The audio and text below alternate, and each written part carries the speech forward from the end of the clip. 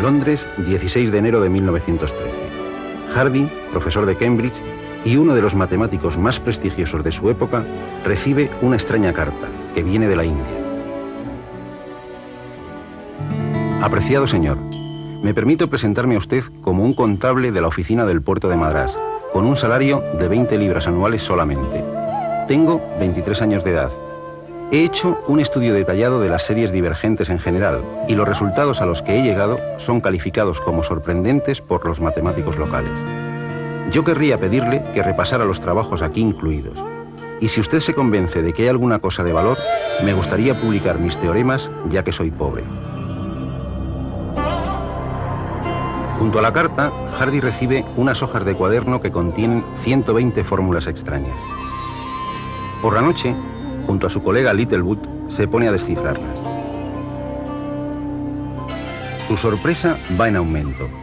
Las que consiguen desvelar les descubren que no están ante la obra de un chiflado, sino ante un genio de las matemáticas. Algunas de las fórmulas les desbordan por completo, pero como afirma Hardy, forzoso es que sean verdaderas, porque de no serlo, nadie habría tenido la imaginación necesaria para inventarlas.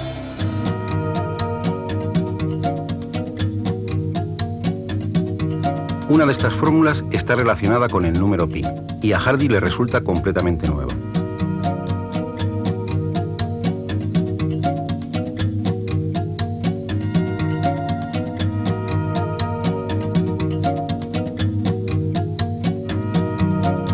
¿Quién es el extraño autor de estas hojas? Se trata de un joven de 25 años. Había mentido en la edad. Empleado de la oficina del puerto de Madrás en la India, sin ninguna formación académica. De hecho, había suspendido los exámenes en el colegio universitario, pero con un gran talento matemático. Su nombre es Srinivasa Ramanujan.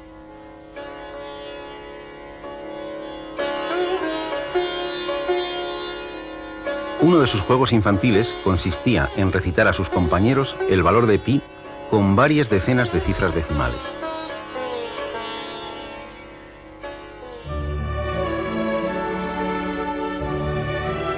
Sin dudarlo, Hardy invitó a este prodigioso joven a Cambridge, donde trabajaron codo con codo desde 1914 a 1919, año en que Ramanujan, aquejado de una grave enfermedad, regresó a la India. Murió al año siguiente.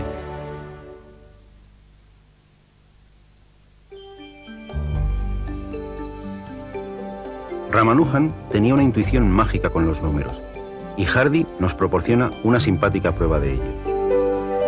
Cierto día, cuando fue a visitarle, estando ya muy enfermo, le comentó que había ido en un taxi con un número anodino, el 1729. No tan anodino, le respondió Ramanujan sin pensarlo. Es el primer número que se puede escribir de dos formas distintas como suma de dos cubos. ¿Cómo funcionaba su mente con los números? Por desgracia, nunca lo sabremos. Recogiendo una tradición que se remonta a la cultura griega, Ramanujan se lanzó a la búsqueda del valor de pi con la mayor aproximación posible. Para ello, utilizó series infinitas. Una serie infinita es una expresión formada por sumas o productos de infinitos términos que mantienen una estructura común. La más conocida es esta del inglés Wallis de 1665. Su único inconveniente es que se aproxima a pi muy lentamente, es decir, si hiciésemos los 100 primeros productos, obtendríamos un valor de pi igual a 3,1260789, bastante alejado del valor verdadero. Tendríamos que desarrollar miles de términos para empezar a acercarnos razonablemente a pi.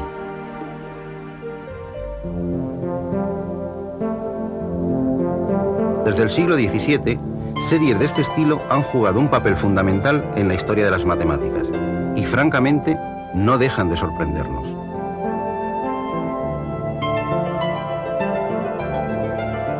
Vamos a observar otra de apariencia sencilla. Su construcción es simple.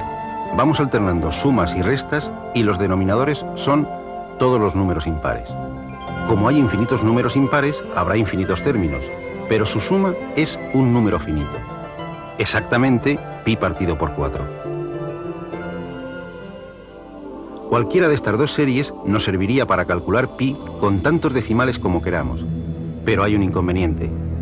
Tendríamos que desarrollar tantos términos que el más potente ordenador tardaría años en proporcionar solo las 100 primeras cifras exactas y tendría que emplear una serie de 10 elevado a 50 términos.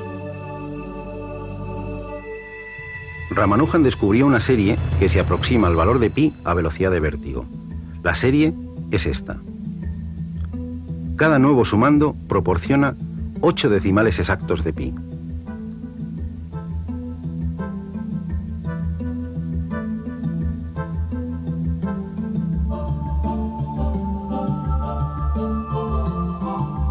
En la fórmula aparece un símbolo extraño, el símbolo exclamación, que detrás de un número es el símbolo factorial y representa el producto del número por todos los anteriores hasta 1.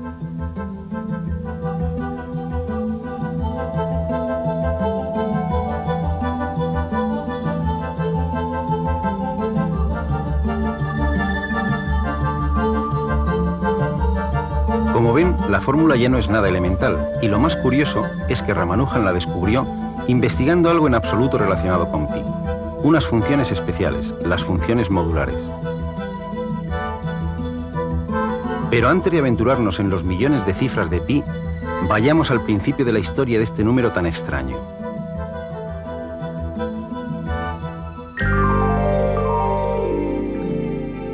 Todos recordamos de nuestra más tierna infancia la famosa fórmula: la longitud de la circunferencia es 2πr. Bueno, en esencia eso es pi, la razón entre la longitud de cualquier circunferencia y su diámetro.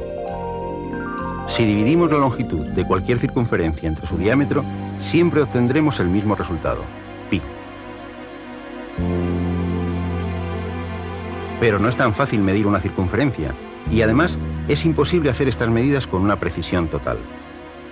Así que solo obtendremos valores aproximados de pi.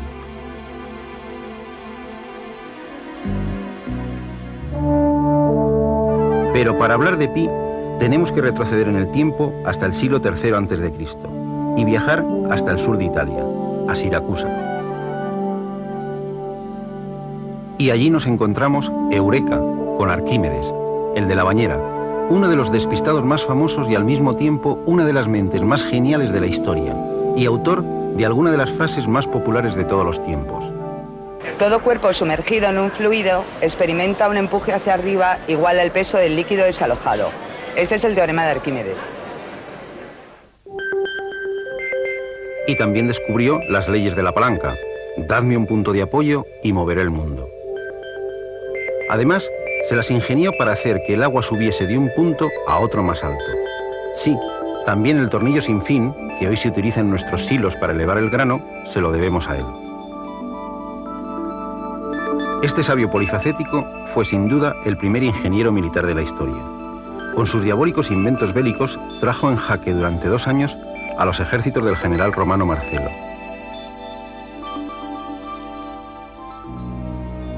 Murió atravesado por la espada de un soldado romano mientras dibujaba en el suelo figuras geométricas. Según la leyenda, sus últimas palabras fueron: no borres mis círculos. Arquímedes es el padre de un buen número de descubrimientos relacionados con las figuras y los cuerpos redondos. Pi le debe mucho a Arquímedes, o Arquímedes a Pi, según se mire. Euclides ya nos dice en sus famosos elementos que las áreas de los círculos son proporcionales al cuadrado de sus radios. O dicho de otra forma, que si dividimos el área de cualquier círculo entre el cuadrado de su radio, siempre obtendremos el mismo número. Pero, ¿cuál es ese número? Un siglo más tarde, Arquímedes fue el que de forma bastante ingeniosa demostró que ese número es nuestro famoso pi. Desde entonces, sabemos la conocida fórmula del área del círculo: área igual a pi por el radio al cuadrado. Aunque Arquímedes lo decía de esta otra forma: el área de un círculo es igual que el área de un triángulo rectángulo, uno de cuyos catetos es el radio y otro la longitud de la circunferencia.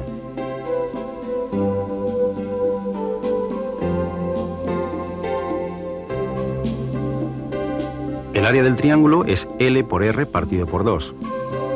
Y desarrollando, obtenemos pi por R al cuadrado, es decir, el área del círculo.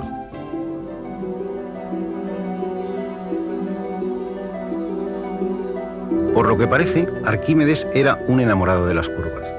Descubrió resultados increíbles sobre la espiral que hoy lleva su nombre, la espiral arquimediana.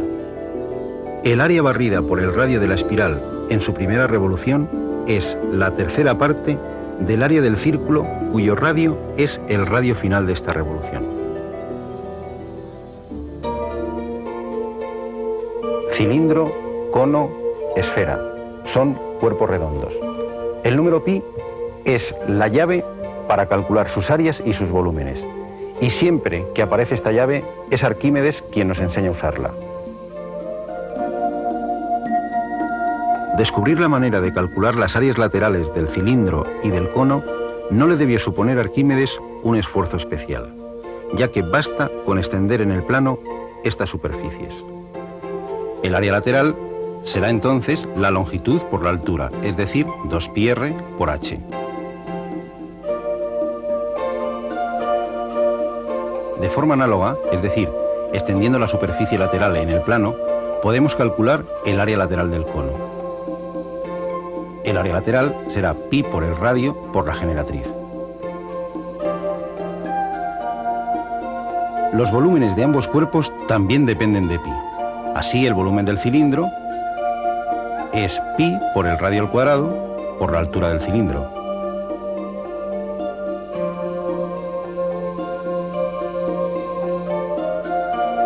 Y el volumen del cono es igual a 1/3 de pi por el radio al cuadrado por la altura del cono. Lo que ya no es una tarea tan simple es calcular el área y el volumen de una esfera. En su asombroso libro sobre el círculo y la esfera, Arquímedes nos demuestra que el área de una esfera es 4 veces el área de su círculo máximo.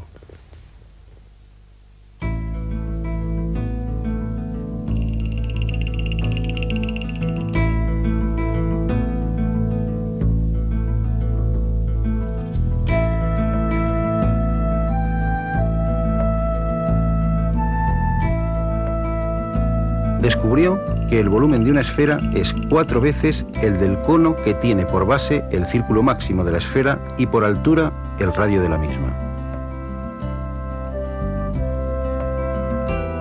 Además, introduciendo una esfera en un cilindro de igual radio, descubrió las relaciones entre las áreas y los volúmenes de ambas figuras.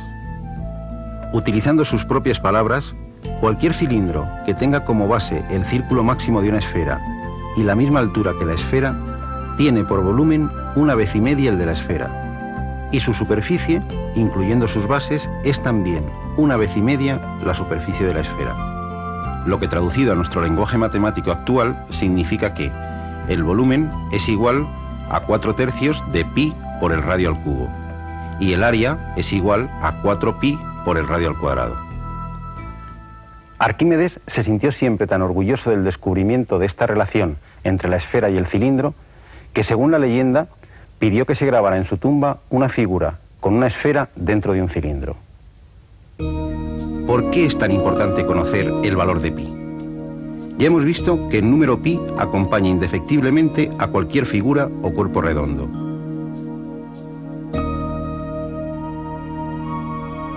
Para calcular cosas tan dispares como la masa de la Luna, o el material necesario para la construcción de un oleoducto, o la capacidad de los depósitos de combustible, o incluso la distancia de Madrid a Nueva York, necesitamos a pi.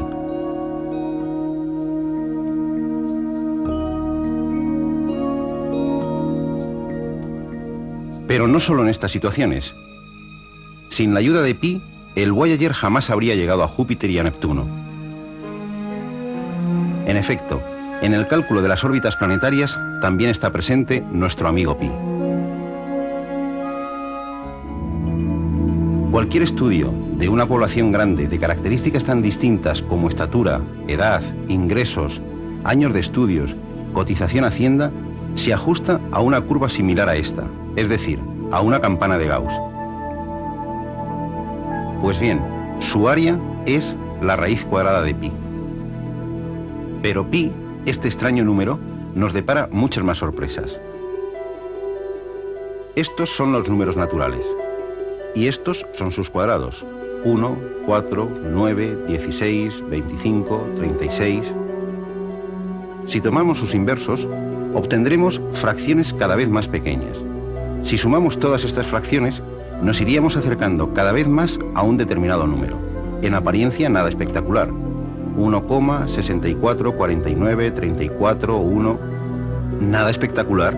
Bueno, no tiene nada de extraño, salvo que es precisamente la sexta parte de pi cuadrado. ¿Qué misterios rodean a esta constante universal de naturaleza tan simple, pero que aparece en las situaciones matemáticas más dispares? Quizá nunca lleguemos a conocerlos por completo. Pero lo que sí sabemos es que ha ejercido un poderoso influjo entre los matemáticos de todas las épocas, y desde hace más de 3000 años. Desde que en 1761 Johann Heinrich Lambert presentase en la Academia de Berlín la primera demostración de que pi es un número irracional, sabemos que este número no se puede escribir como una fracción, es decir, que tiene infinitas cifras decimales que no se repiten periódicamente. Jamás podremos expresar con nuestras cifras su valor exacto. Si pensamos que con los 11 primeros decimales de pi podemos calcular la circunferencia de la Tierra con un error inferior a 1 centímetro, y que con los 40 primeros decimales podríamos calcular el diámetro del universo con un error inferior al diámetro de un átomo de hidrógeno, parecerá que tanto esfuerzo por encontrar cada vez más decimales de pi es fruto de una obsesión o una enfermedad de los matemáticos. Sin embargo, esta búsqueda ha enriquecido otros campos de las matemáticas muy poco relacionados con los círculos.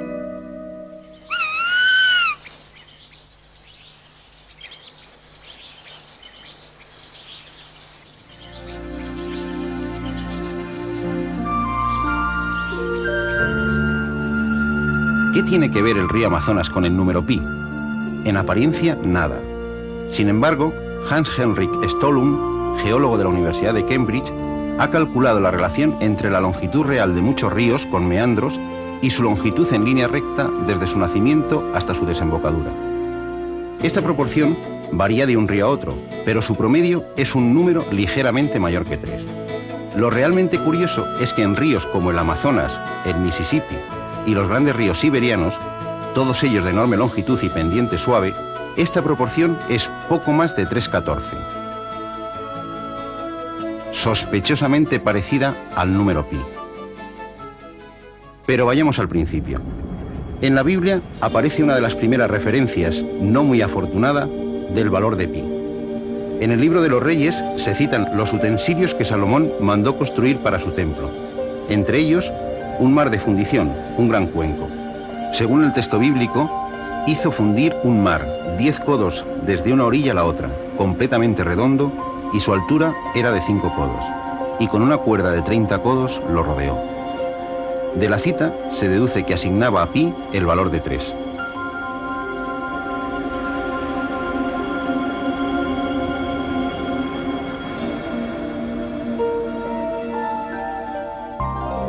Los babilonios habían descubierto una aceptable aproximación de pi por exceso, asignándole el valor de 25 octavos, es decir, 3,125.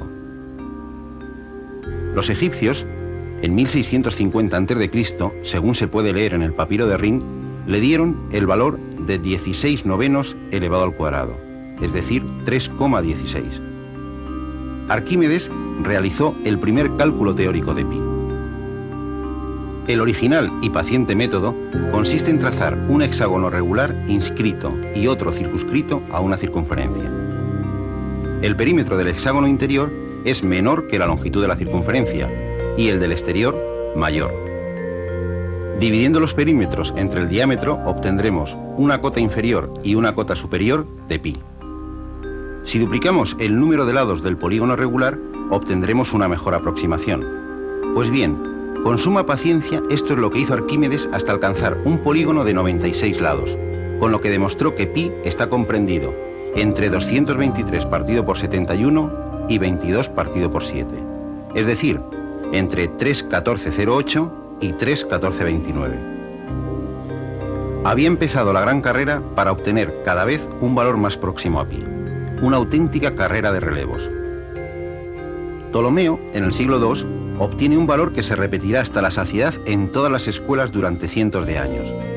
Pi igual a 3,1416.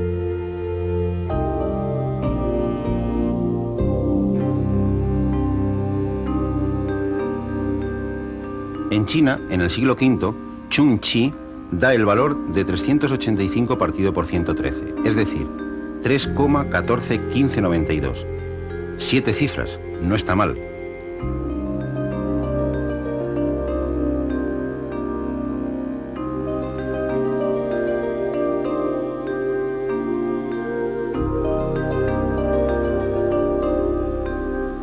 En el siglo XVI, el francés François Viet consigue calcular el valor de pi con 10 cifras decimales, 3,1415926536, utilizando polígonos regulares de 393.216 lados. A finales de siglo toma el testigo el matemático Ludolf van Zeulen, que dedicó más de la mitad de su vida al cálculo de pi. Llegó a trabajar con polígonos de billones de lados. Tal era su obsesión por pi que hizo grabar en su sepulcro, como todo epitafio, los 35 dígitos con que calculó su valor. 3,14159265358979 32.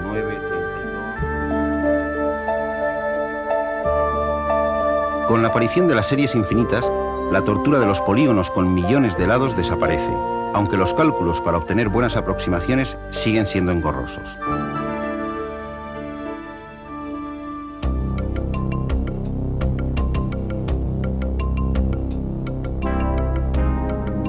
Y la carrera continúa.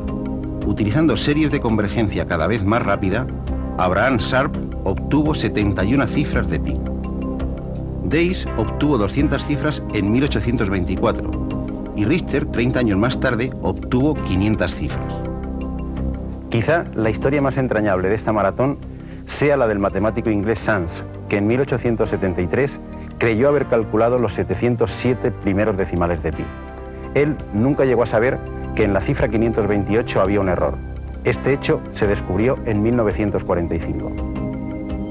El nacimiento del ordenador impulsó de nuevo esta carrera sin fin. En 1949, von Neumann, con el ya mítico ordenador ENIAC, obtuvo 2037 dígitos en solo 70 horas. En 1958 se obtuvieron las 10.000 primeras cifras. En 1961, las 100.000 primeras en menos de 9 horas. El millón se rebasó en 1973, los 10 millones en 1985, los 100 millones en 1987. En la actualidad, el récord está en los 50.000 millones de cifras. Pero la carrera no ha hecho más que empezar. De hecho, aunque no se lo crean, no estamos mucho más cerca de la meta que nuestro buen amigo Arquímedes. Y nunca lo estaremos. En fin, las bromas del infinito. Pero eso es otra historia.